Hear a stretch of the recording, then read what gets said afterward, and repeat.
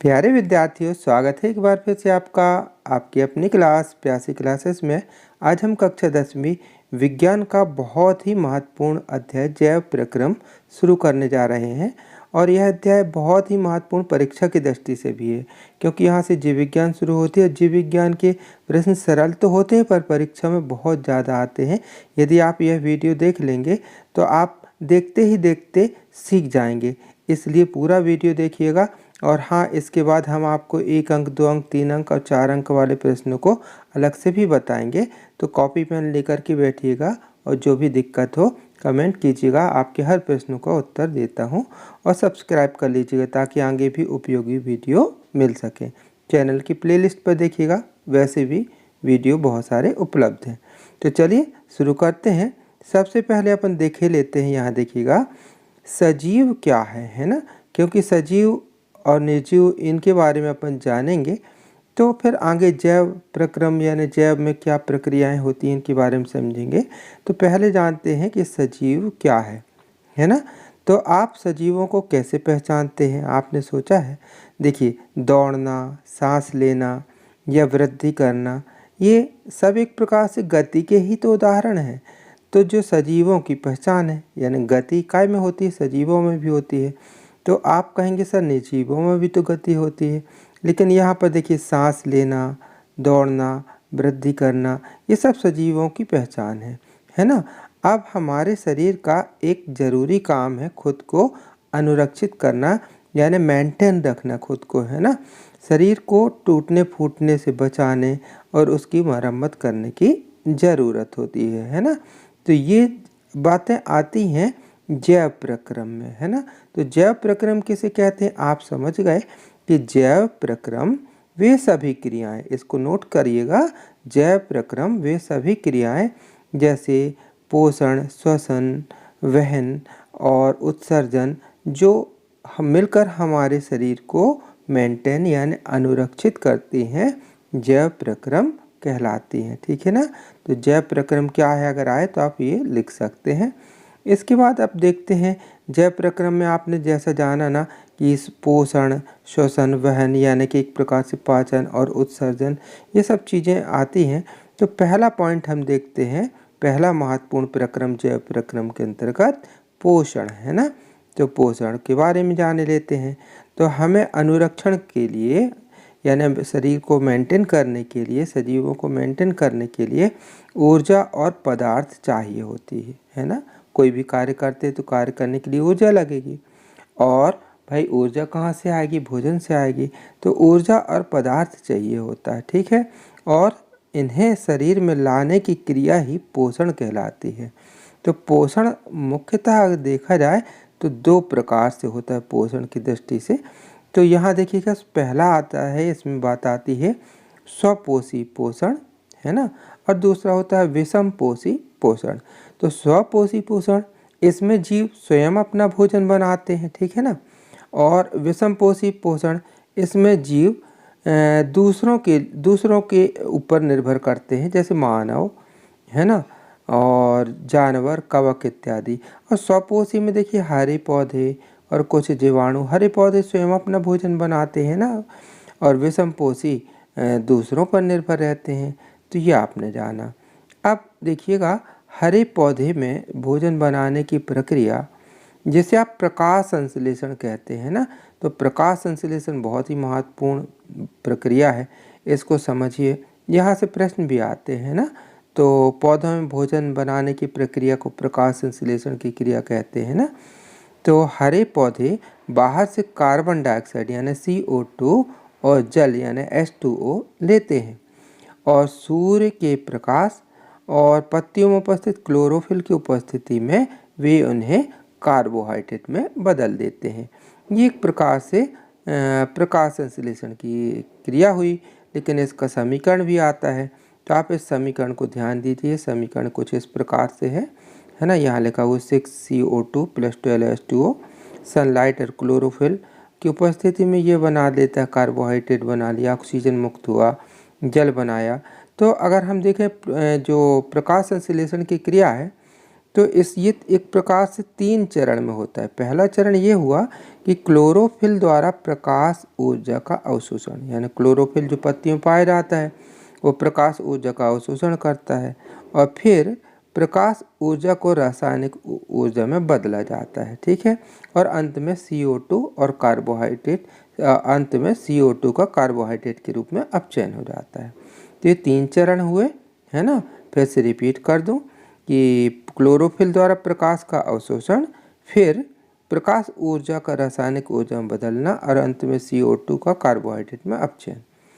अब आपने पोषण तो जाना, अब जानते हैं, बात करते हैं पाचन तंत्र की, है ना, पाचन के बारे में। तो विषमपोषी जो पोषण होता है इसमें मानव आते हैं और हम भोजन कैसे पचाते हैं, कैसे पोषण प्राप्त होता है, ये सब समझने के लिए हमें पाचन तंत्र की ज़रूरत होती है।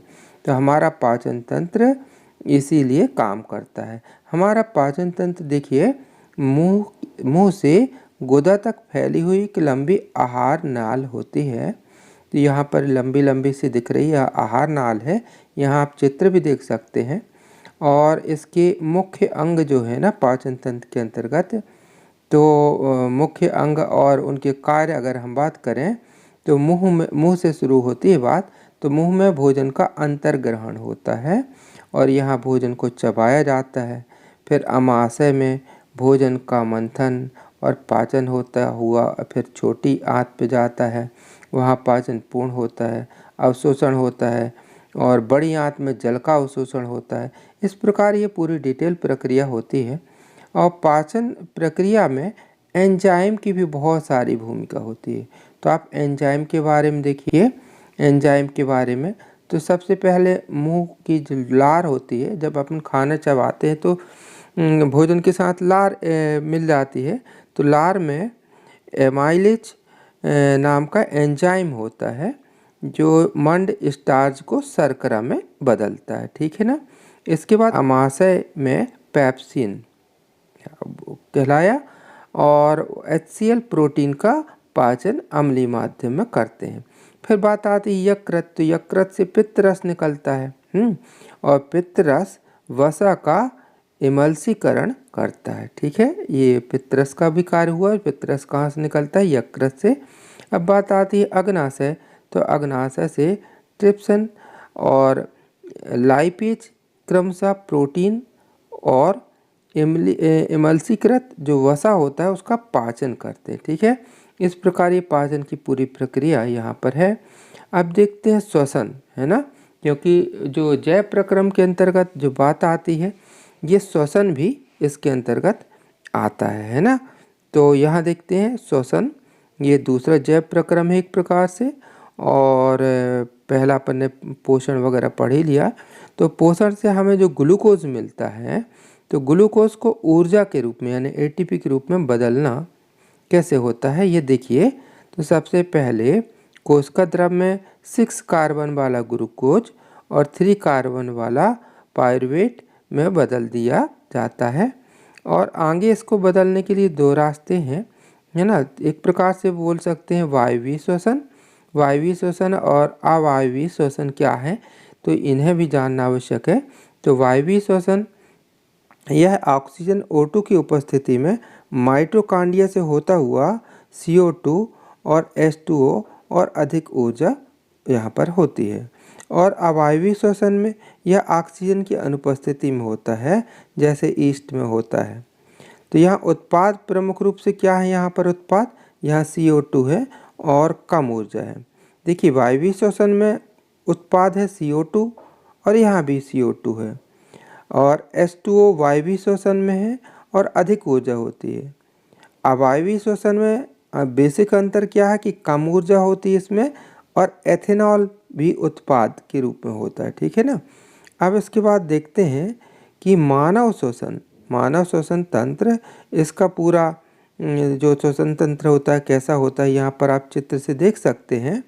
तो इसे नासाद्वार से फिर ग्रसनी, फिर श्वास नली, फेफड़े, फिर कूपिका, है ना, ये सब चीज़ें होती हैं।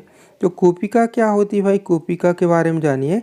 ये फेफड़ों में गुब्बारे जैसी ये जो संरचनाएं हैं ना, जहाँ ऑक्सीजन यानी O2 और कार्बन डाइऑक्साइड यानी CO2 का आदान प्रदान होता है, तो ये कूपिका में होता है। और सांस लेने की जो क्रिया विधि होती है, जब हम सांस लेते हैं तो पसलियाँ देखा हुई होगा आपने कि ऊपर की ओर उठती हैं, डायफ्राम चपटा होता है जिससे फेफड़ों में वायु भर जाती है, और रक्त में मौजूद एक कण होता है हीमोग्लोबिन, जो कि आरबीसी में पाया जाता है, ये O2 का वहन करता है ना। तो हीमोग्लोबिन O2 का वहन करता है। अब इस प्रकार आगे देखते हैं कि हृदय का क्या कार्य है, परिसंचरण तंत्र के अंतर्गत आता है। तीसरा, यह भी जैव प्रक्रम का एक भाग है, परिसंचरण तंत्र। तो यहाँ पर देखते हैं परिसंचरण, इसके केंद्र में सबसे महत्वपूर्ण भाग है मानव हृदय। मानव हृदय क्या है? यह एक पेशी अंग है कि एक ही पेशी होती है, एक पेशी अंग है जो रक्त को शरीर में पंप करता है ना, शरीर के विभिन्न अंगों तक रक्त को पहुंचाता है और वहां से रक्त को फिर हृदय तक लाता है। ठीक है, तो हृदय में जो कोष्ठ होते हैं, तो इसमें 4 कोष्ठ होते हैं, 4 एक प्रकार से चैम्बर हो गए है ना। दायां निलंद, दायां बायां आलिंद है ना, दायां आलिंद और बायां आलिंद। इसी प्रकार दायां निलय और बायां निलय है ना, यानी 2 आलिंद हुए और 2 निलय हुए, लेफ्ट और राइट दोनों में होते। ठीक है ना। यह विभाजन ऑक्सीजन युक्त, कार्बन डाइऑक्साइड, ऑक्सीजन युक्त और कार्बन डाइऑक्साइड युक्त रक्त को आपस में मिलने से रोकता है। ये जो अलग अलग जो खंड बने हैं ना, तो जिसमें ऑक्सीजन वाला रक्त है वो अलग रहेगा, कार्बन डाइऑक्साइड वाला जो रक्त है तो उसमें थोड़ी अलग से रहेगा, यानी शुद्ध और अशुद्ध रक्त को अलग अलग करता है ये जो पार्टीशन है, इसमें जो चैम्बर्स हैं। तो मानव में दोहरा परिसंचरण होता है, दोहरा परिसंचरण होता है। इसका ये मतलब हुआ कि रक्त पूरे चक्र में हृदय में से 2 बार गुजरता है प्यारे विद्यार्थियों, है ना। अब यहाँ पर देखिएगा जाइलम और फ्लोएम, ये पादपों में, अगर ये नाम सुना होगा अपन ने आपने, पादप में परिवहन के लिए मुख्य 2 वाहक होते हैं, जाइलम और फ्लोएम। अब आप ये भी तो जान जाइए जाइलम और फ्लोएम क्या है। आपने देखा होगा ना कि कोई भी टहनी वगैरह या अपन तना किसी पेड़ पौधे की काटते तो वहाँ बहुत बारीक बारीक रेशे दिखाई देते हैं, तो वहीं आपको समझ में आएगा जाइलम। तो जाइलम यह क्या करता है? यह जल और खनिजों का वहन करता है, जो जड़ों से पत्तियों तक एक दिशा में होता है और वाष्पोत्सर्जन खिंचाव द्वारा संचालित होता है ना। यानी कि खनिजों का परिवहन जड़ से पत्तियों तक, जड़ से पत्तियों तक काय के द्वारा होता है? जाइलम के द्वारा। और पत्तियां तो भोजन बनाती हैं, आपने जाना ना। तो फ्लोएम का कार्य क्या हो जाता है? फ्लोएम यह होता है कि जो पत्तियों ने भोजन बनाया, तो यह भोजन यानी प्रकाश संश्लेषण की क्रिया से जो उत्पाद बना हुआ है पेड़ पौधों के लिए, वही भोजन कहलाता है। तो उसका वहन करता है कौन? फ्लोएम, और इसे स्थानांतरण करता है और ऊर्जा भी देता है, ऊर्जा का उपयोग होता है। ठीक है, अब बात आती है प्यारे विद्यार्थियों, जैव प्रक्रम के अंतर्गत बात आती है उत्सर्जन, है ना। जैव प्रक्रम का ये महत्वपूर्ण भाग है उत्सर्जन तंत्र, है ना।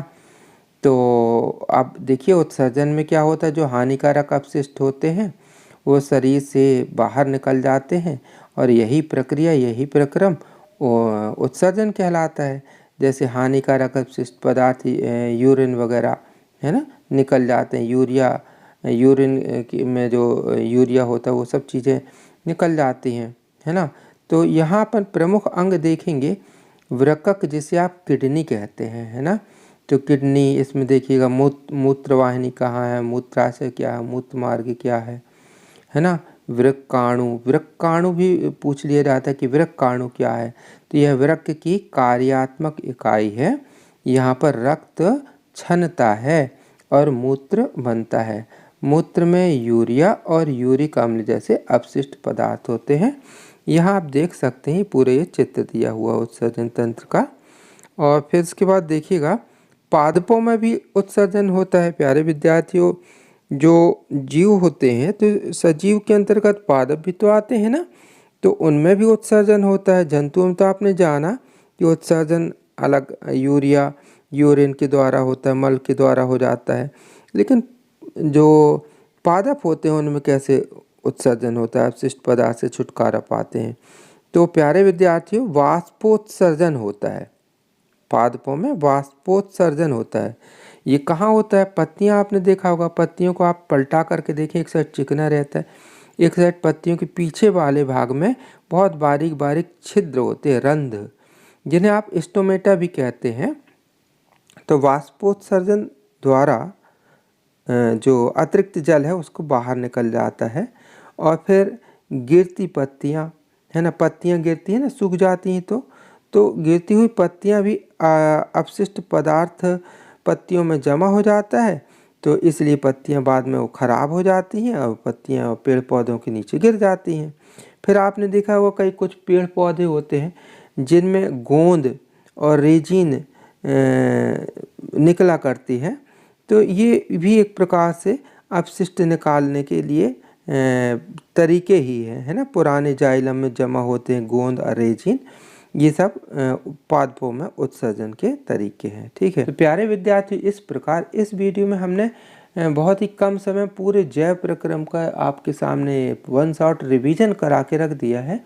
अब चूंकि एक ही वीडियो में सब कुछ बताऊंगा, वीडियो बहुत लंबा हो जाएगा, इसलिए आप सब्सक्राइब कर लीजिएगा। अगले वीडियो में हम इस अध्याय से रिलेटेड पूरे एक एक अंक के महत्वपूर्ण ऑब्जेक्टिव क्वेश्चन और 2 अंक वाले क्वेश्चन, 3 अंक वाले और 4 अंक वाले क्वेश्चन बताने जा रहे हैं। तो यह वीडियो आपको कब मिल पाएगा? जब आप सब्सक्राइब कर पाएंगे, तभी ना आपके पास नोटिफिकेशन आएगा, आप पढ़ पाएंगे, इसलिए सब्सक्राइब कर लीजिएगा। अगले वीडियो में हम यहाँ से क्वेश्चन आपको बताएंगे। प्यारे विद्यार्थी, मिलते हैं बहुत जल्दी अगले वीडियो में, तब तक के लिए बाय, थैंक यू, जय हिंद।